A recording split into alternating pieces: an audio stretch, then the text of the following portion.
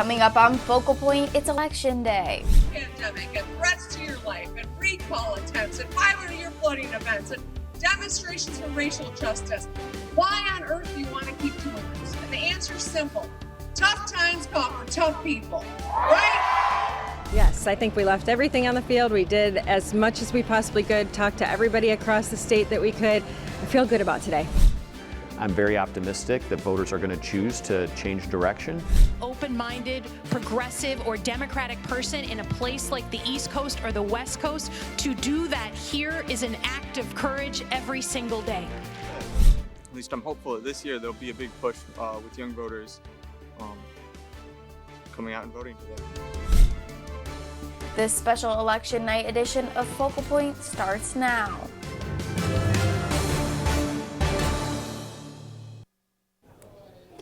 Hello and welcome to the special election night program from the campus of Michigan State University. We are live here in the Communication Arts and Sciences building. In the next hour, we'll take you around the state and recap events leading up to tonight's vote. It's just after 8 p.m. and the polls are officially closed. We will start our coverage live from the Ingham County building in Mason. That's where we find Focal Point's Joe Hicks. Joe, I'm sure the day is just beginning for the county clerk. Thanks, Elena. It's a little after 8 p.m., which means the polls are now closed. And earlier today, I had the chance to talk to Ingham County Clerk Barb Byram. With all the election season commotion, she almost wasn't able to meet with me. However, I did catch her for a few minutes, and this is what she had to say. So inside the Ingham County Courthouse here with Barb Byram. So Barb, it's been a busy day. What's that been looking like? It's been looking like people are engaged to exercise their right to vote. Awesome. And what is tonight going to be looking like for you? Obviously, the polls close today, but that doesn't mean your job's over. Right. My job is definitely not over. I've been working on this election for 2 months. I'll continue to work on this election probably for another month and a half. So results, unofficial results, will come to me tonight or sometime tomorrow morning. And then the Board of Canvassers, which is 2 Democrats and 2 Republicans, will meet starting at 1 o'clock tomorrow afternoon. And we'll meet on the 3rd floor here in the Board of Commissioners room to go through the entire election, canvass the election, and ultimately certify the results. But when the results are certified, the election's still not done, as candidates have an opportunity to file for a recount. So there could be recounts. And then after that time has passed, then we will start doing audits of the November election. Keep in mind, I've already received questions that are going to appear on the May election. So elections is not a one-day event. It is an all-year event. Wonderful. Are you going to be happy when it's over? Well, you know, the next one has already started, so it's never really over. Quick turnaround. Yes. And what's the rest of the year looking like then? The rest of the year is looking like probably a procedural audit, which is laid out in statute, as well as potential recounts and getting ready for the next election. As you can see, the clerk's office is extremely busy making sure every ballot is accounted accordingly. Elena, Alex, back to you. Thanks so much, Joe. Of course, so many questions will be answered tonight and in the next couple of days. One of them will be about voter turnout, specifically for Generation Z. A specific group could tip election results to favor one political party, and some MSU students fall into that category. Here is my in-depth look at Gen Z voters. We have the form right here. For some, registering to vote is a rite of passage. It's kind of crazy that I'm old enough to be able to vote and stuff now, which is pretty cool. Ian Tolanen is a freshman at MSU, and he says he never really thought about voting before. I remember being 15, 16, I wasn't thinking about voting at that time, but I'm 18, I'm a lot of my mindset's changed. For his friend Liam McDonald, voting has been on his mind for a while. My dad's an immigrant from the United Kingdom, and he's not able to participate in elections and things like that. Whether voting is on students' minds or not, MSU professor Marty Jordan says Generation Z's vote could change the outcome of this year's election. If we got half of Gen Z voters to turn out to cast a ballot, that would be a sizable uptick for an off-year election compared to past off-year elections. However, to understand the full effect Gen Z voters could have on this year's election, we have to go back to 2020. We're going to have a great red wave. Our voices and our votes must free ourselves from the forces of darkness. Typically, there's an old maxim in American politics, which is that 70% of 70-year-olds vote, 20% of 20-year-olds vote. Well, 2020 turned that on its head because about more than half of young voters between the ages of 18 and 29 turned out to vote. Well, will this year's turnout numbers match the same as 2020's? Well, with big ticket items on the ballot and on students' minds like abortion and the governor's race, Professor Jordan says that there's a chance, but it's not certain. But I would be surprised if it reached the 2020 level. I'm just, trying to be realistic here. It would be great if we met those numbers or exceeded those numbers among Gen Z. Jordan also added, based on partisan registrations, more Gen Z voters favor the Democratic Party. So if more Gen Z voters turn out to the polls, it could tip the scale to favor the Democratic candidates. If the same proportion of Gen Z voters that show up tend to be Democrats, then you're going to see a pretty big margin probably for Whitmer as well as other Democratic candidates down the ticket. That is why city clerks like Jennifer Schuster are working hard to get students registered to vote. Voting is important, so your voice is heard. Everyone who is qualified should exercise their right to vote. Although we won't know for sure how many Gen Z voters will show up to the polls until after the election. McDonald and Tolanen both say they will be there. Excited to hopefully be a part of the change that I want to see and more young people coming to vote.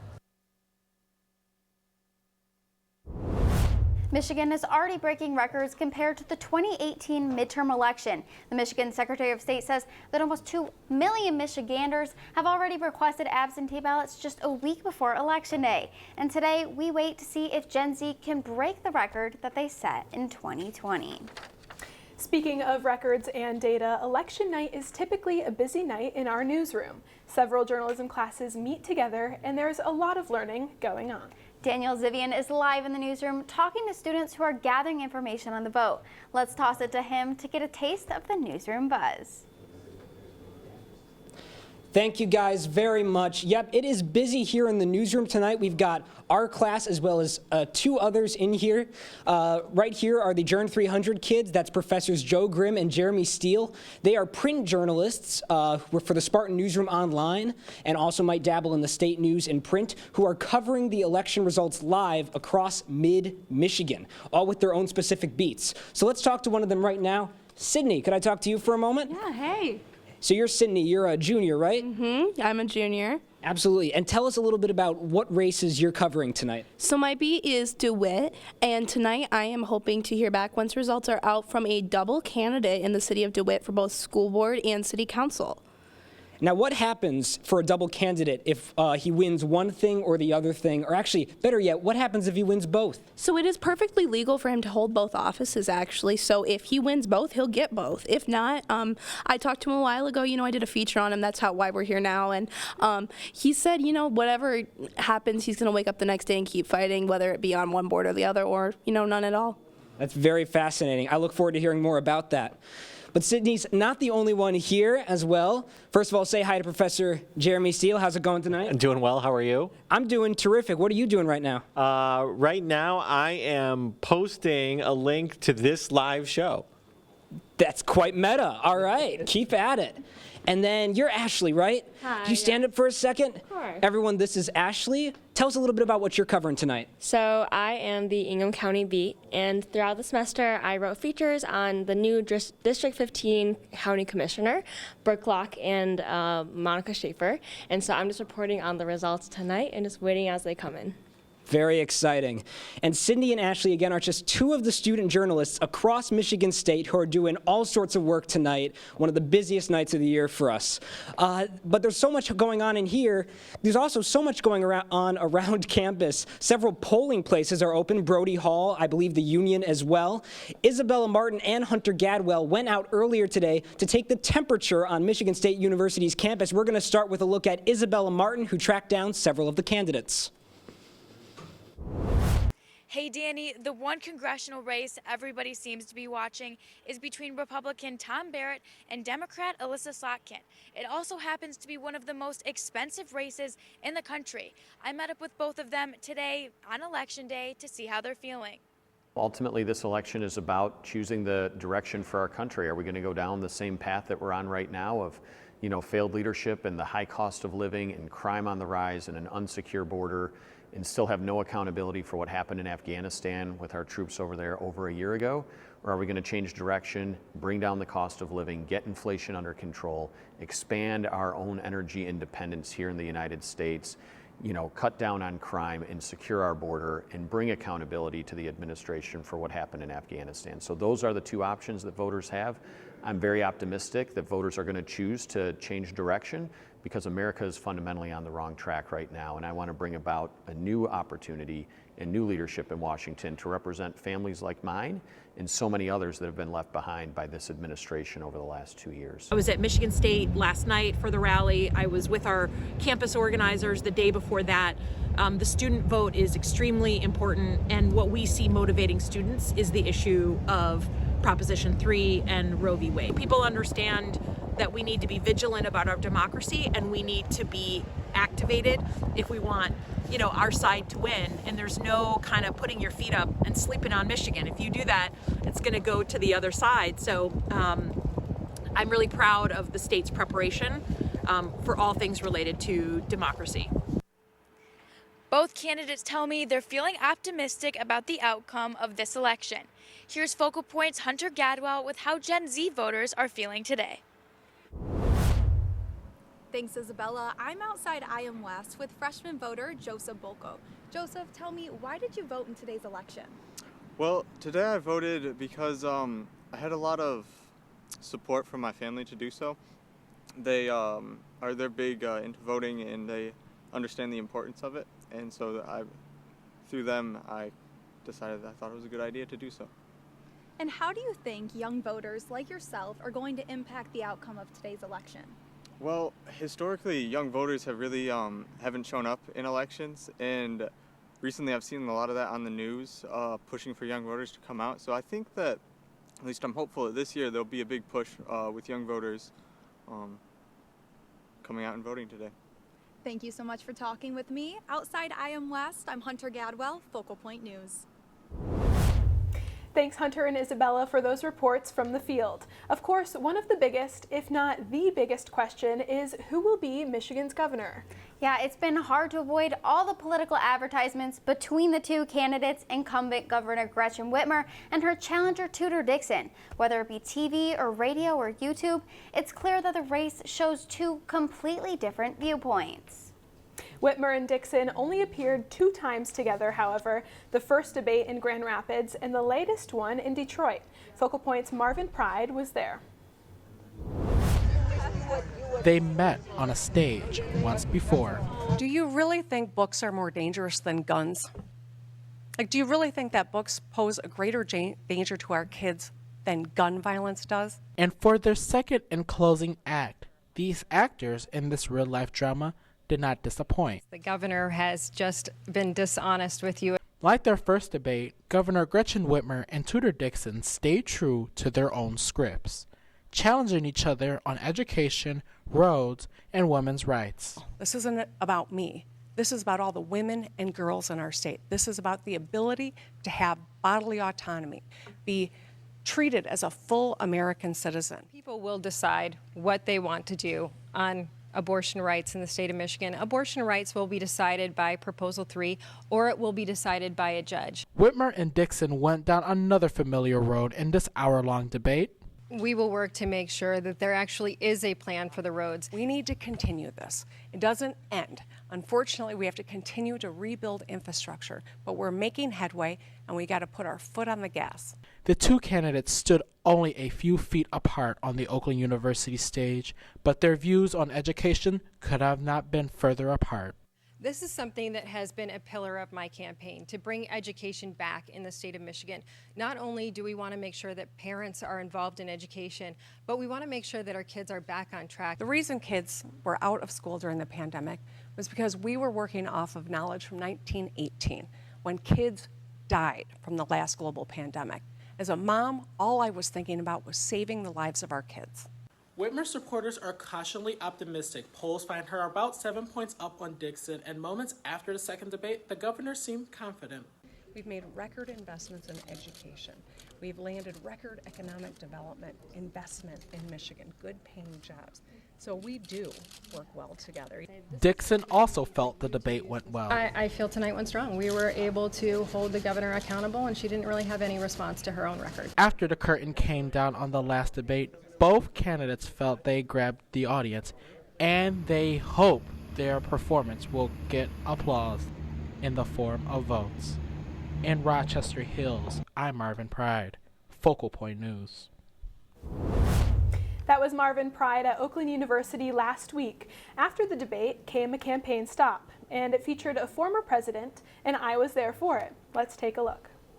When I say big, you say grits! Big! Grits! Some came for the first time. I'm excited to feel the energy. And some have felt this energy before. We're like a good city block or so away from the entrance. With the back of the line still continuing to form just 30 minutes before the doors open, the front of the line, you can see the people who arrived here first at 5 a.m. this morning. Hi, folks. About 3,000 Michiganders lined up. Some walked with signs. Because I believe that freedom is on the ballot, especially for women in Michigan. All to see this. Hello, Detroit!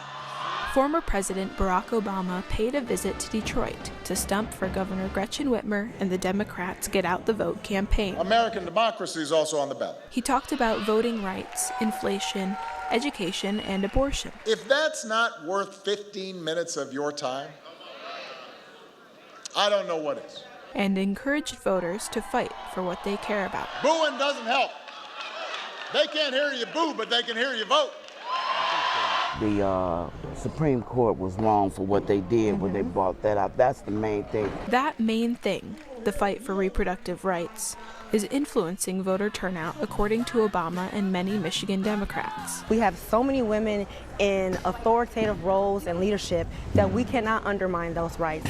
We have the right to do what we wish with our bodies, and that needs to be maintained. It was all exciting for the crowd. It was fantastic. Especially for the first person in line. Especially when Obama came out. He's the best. Yeah. He's the best. Yeah. He's the best. It's in the hands of voters to determine what happens next. Our democracy is on the line. This could be our last free and fair election. I'm not even so sure about this election. If President Obama can come to Detroit on a Saturday morning, I sure as heck can. In Detroit, Alex Hill, Focal Point News. So Alex, what was the atmosphere like in Detroit then? Well, it was crowded to say the least. I mean, a few thousand people were there, ages all the way from 5 till, I think the oldest person I talked to was 92. Wow, 92. Yeah, it was quite an experience. Well, thank you, Alex, for covering that over in Detroit. Of course, and thank you all for being here with us tonight for this hour-long special edition of Focal Point.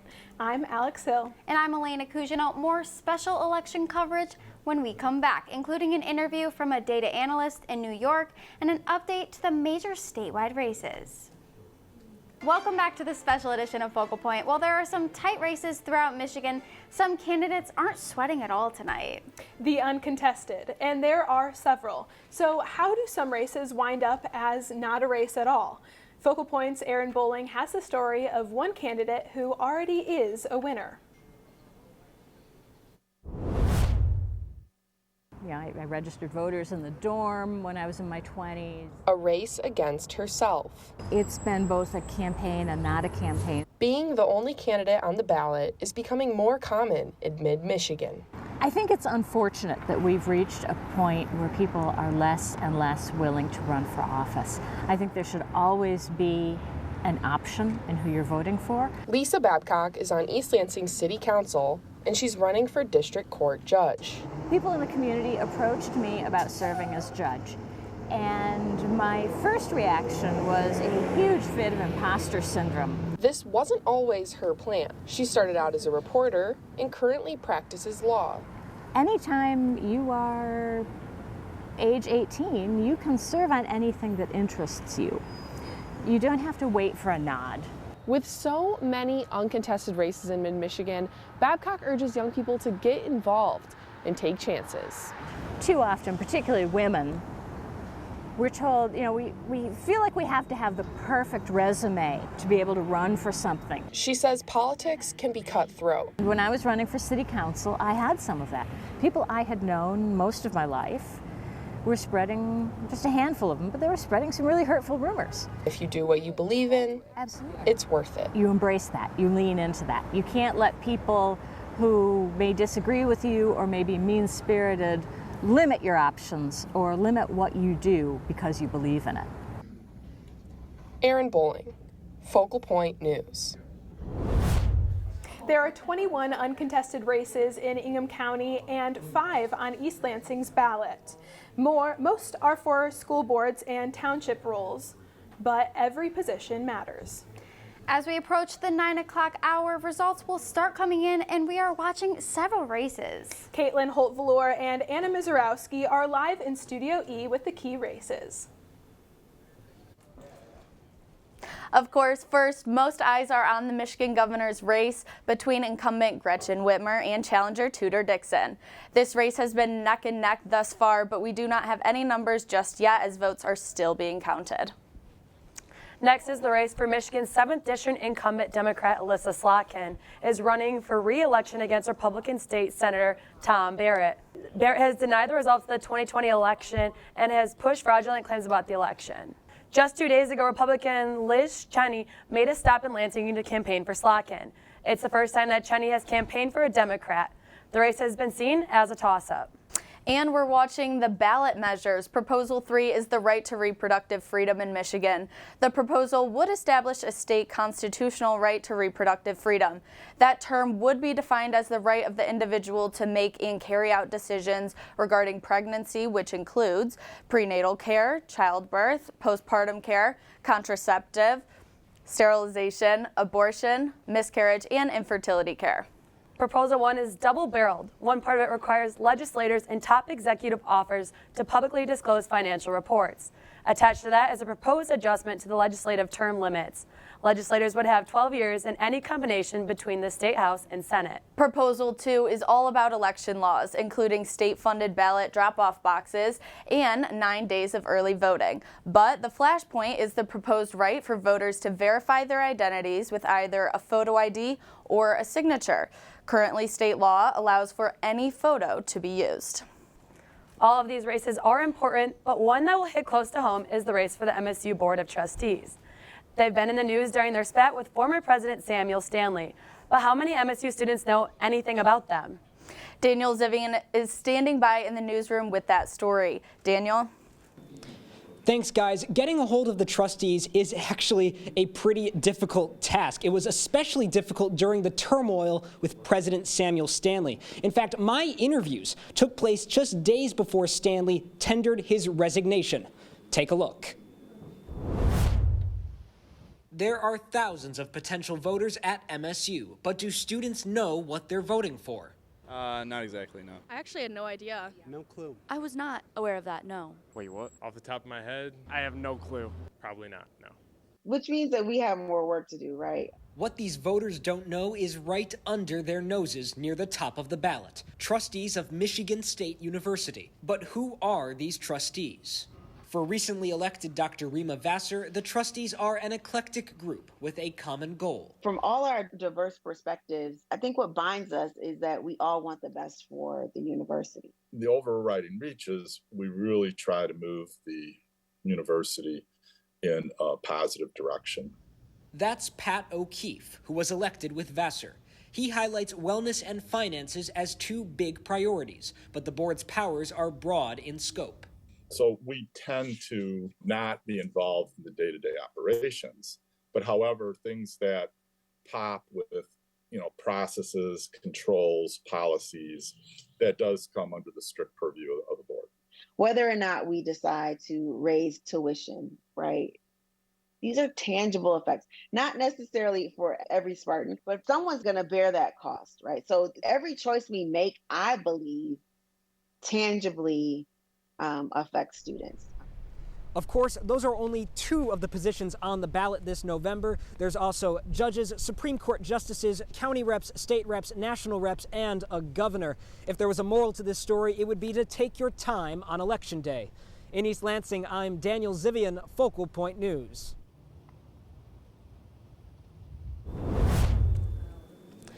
Man, I feel so much different from a few weeks ago when I shot that. Now, the powers outlined by Pat O'Keefe have been under scrutiny over the past few months and will likely adjust in some way under the new board and new president, including interim president Teresa Woodruff as of now.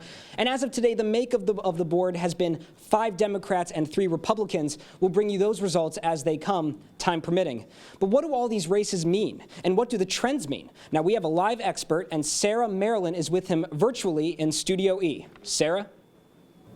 Joining us live in the studio is an expert in political science and is an MSU alumni.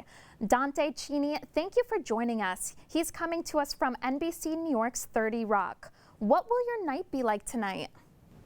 Well, I think if it's a close election, seeing a certain amount of like pushback or I don't believe these results, or I want to recount, or I want to go to court, like some of that's to be expected. It's a close race. That wouldn't surprise me.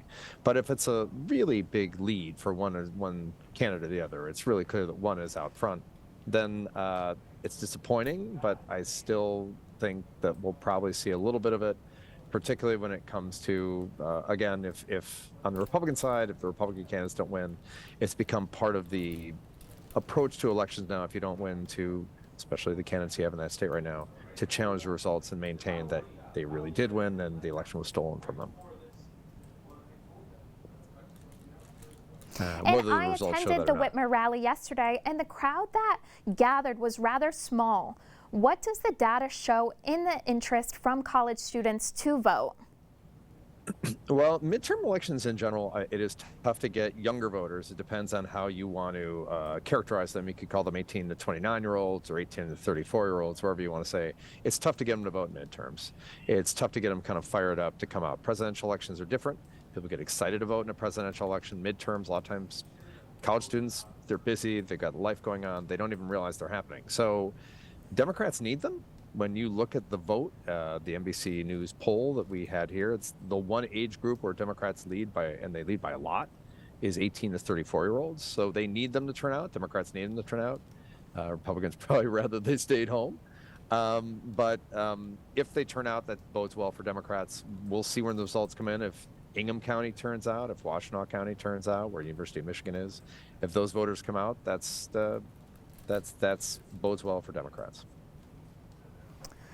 Well, it sounds like it's going to be a busy night for you. This is really interesting stuff. Elena and Alex, back to you. Well, thank you, Sarah and Dante. We've all seen it. Our feeds are filled with information or disinformation about candidates and issues. What is true? What are the facts? It's sometimes hard to navigate it all. We talked to a Michigan State professor who says all of the false information that bombards us can be put into 2 categories: misinformation and disinformation. Misinformation is false, but not meant to be harmful, whereas disinformation is spread with the intent of bringing harm. And if disinformation biases the trust to the wrong person, now the idea of voting is a democratic instrument that really helps communities to self-govern themselves in the best way, collapses over time. So how can misinformation be combated? Well, Professor Bauer stresses to check multiple sources and use credible fact-checking sites like PolitiFact and more. We'll be back for some final thoughts and one last tour of the newsroom when we come back. Stay right there. Welcome back to Focal Point's Election Night Special. I'm Daniel Zivian. All night you have heard Alex and Elena go through the results and also stories from around election season. We also have action going on in the newsroom tonight. As you saw earlier, the fine folks at Journ 300. But I am standing with 2 students who don't make the videos, they don't even write the articles, but they make tomorrow's headlines. This is Jordan and Madison. Could you guys tell me just a little bit about what your class is and what you guys do? Yeah, so we're from Journalism 336. It's a design class for print and digital media.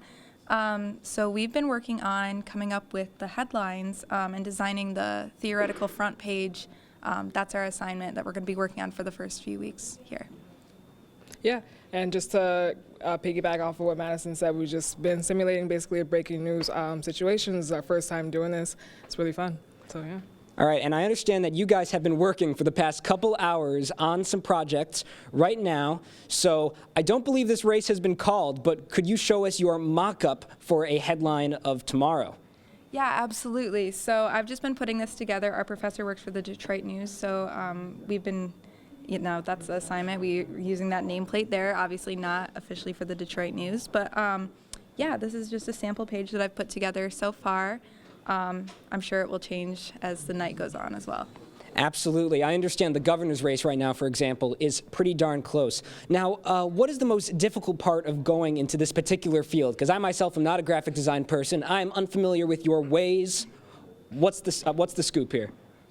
I actually think that it is, once we do get the news in, because right now we're just kind of like framing what it could look like, but once we start getting the news in, it's difficult to know where are we going to put certain stuff, how to make our picture look good, and then how does the page just come together once we actually have all the news. Yeah. Awesome, you guys. And your professor's Rick Epps, right? Yes. 336? I'm 2 for 2. These are the students of Journ 336. My name is Daniel Zivian. You've been looking at the Spartan Newsroom tonight, alive with activity. Alex, Elena, back to you. Well, thanks, Daniel. We wanted to give you a little taste of what election night looks like around here. We've taken you live to different parts of the state. We've given you a look at the weeks leading up to the election and how it's all in the hands of election workers. That's true. We hope you enjoyed our time together in this special edition of Focal Point. We'll see you again live Friday, November 18th. Until then, thank you and good night.